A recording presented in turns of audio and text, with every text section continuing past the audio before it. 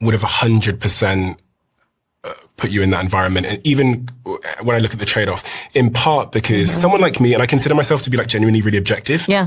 And my friends know me as being extreme, not just objective on camera, but objective in my personal life. Yeah. I would have, when you see a certain environment present someone in a certain way, you really like the thing that can burst that bubble is seeing that person go into that environment. And like when I saw you on Fox News, I watched that interview as well. I actually think it strengthens your supporters, and actually those independents who are in that space too can get a feel for you. So I would have loved to see it. And I actually think, I hope in this next election cycle, when is it, 2028? I really would love to see both sides going to both sides. And I actually think that's happening now, going into those environments. I do also tend to think that Joe would have been fair. Well, that's why I wanted to do it. I had to assume that that was possible. And either way, he's very popular. I would have loved to watch that interaction. I regret that we didn't do it. I definitely regret that we didn't do it. So here we have in this interview where Kamala is telling the interviewer that she regrets not doing Joe Rogan. She skipped Joe Rogan, which would have gave her a massive amount of leverage to viewership. And ultimately, that viewership would have gave her the votes. One time in the interview, she said that her not going on Joe Rogan or going on Joe Rogan wouldn't even have mattered when it came to the election. And here's how I feel about the election and about women being in leadership. Okay. I believe that God chooses leaders no matter what we do.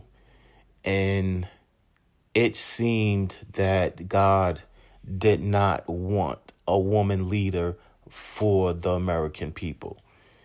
Now, some of you are going to say that what I'm saying is not right, but we can go into the Bible where it clearly states for women to be silent, submissive, and to listen to what a man has to say. Now, you can argue and say this is a totally new era, but we are coming out of an era of when women are thinking they are leaders because they were getting government handouts. They were having jobs in white collar positions. And all of a sudden, when that is snapped and taken back from them, now they're being submissive, and you see them all over the internet crying that they are not going to be able to make it. The right place for Kamala Harris was not to try to be the leader of America. Putting her against a man was very, very not, how can I say this? It wasn't thoughtful. It wasn't prayed about. It wasn't expanded on of what God wanted to do. So we have a country that's on the Bible beliefs. We can see J.D. Vance and that whole area is going back to the Bible and the Bible beliefs. And I just don't think she had the balls to go on Joe Rogan and fight her case. I believe she was very nervous and she didn't want to go against that type of opposition. Now, can women be leaders in the workplace, at home? I would say it would be very difficult for them, especially at home where the man is supposed to be the leader. He's supposed to get his plans, goals, and what he was created for his family from God. And I also believe that God puts people in position that he wants in position. Now, let's flip the fact on this. If a woman was put into position to be the president of the United States, I really do think that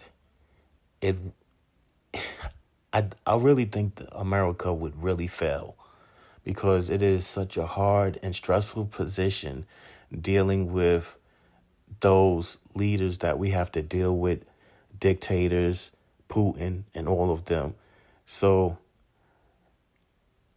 it would be less stressful for her to just play a position where there's not more stress on her.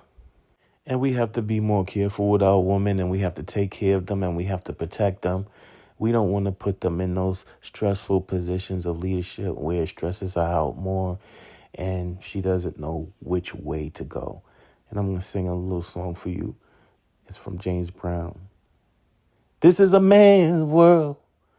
This is a man's world.